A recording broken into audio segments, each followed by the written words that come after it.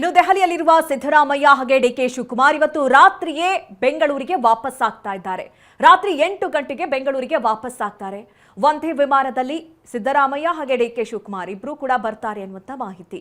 High command ಜೊತೆಗೆ ಸಭೆ ಮುಗಿಸಿ ವಾಪಸ್ ಆಗ್ತಾರೆ. ಬೆಳಗ್ಗೆಯಿಂದ ಸರಣಿ ಸಭೆಯನ್ನ ಹೈಕಮಾಂಡ್ ನಡೆಸಿದೆ.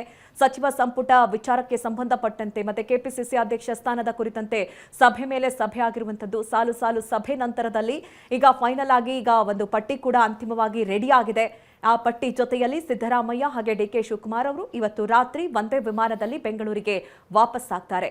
ನಾಳೆ ಡಿಕೆ ಶಿವಕುಮಾರ್ ಅವರ ಪದಗ್ರಹಣ ಕಾರ್ಯಕ್ರಮ, ಅದಕ್ಕೆ ಬೇಕಾದಂತಹ ಸಿದ್ಧತೆ ನೋಡಿ. ರಾತ್ರಿ 8 ಗಂಟೆಗೆ ಬೆಂಗಳೂರಿಗೆ ವಾಪಸ್ ಆಗ್ತಾರೆ ಅನ್ನುವಂಥದ್ದು.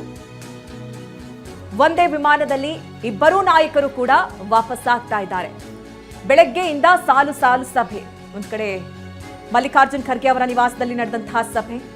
ಮಲ್ಲಿಕಾರ್ಜುನ್ ಖರ್ಗೆ, ಕೆಸಿ ವೇಣುಗೋಪಾಲ್, ಸುರ್ಜೇವಾಲಾ, ಡಿಕೆ ಶಿವಕುಮಾರ್ ಹಾಗೆ ಸಿದ್ದರಾಮಯ್ಯ ಅವರು ಸಭೆಯನ್ನು ನಡೆಸಿದ್ರು.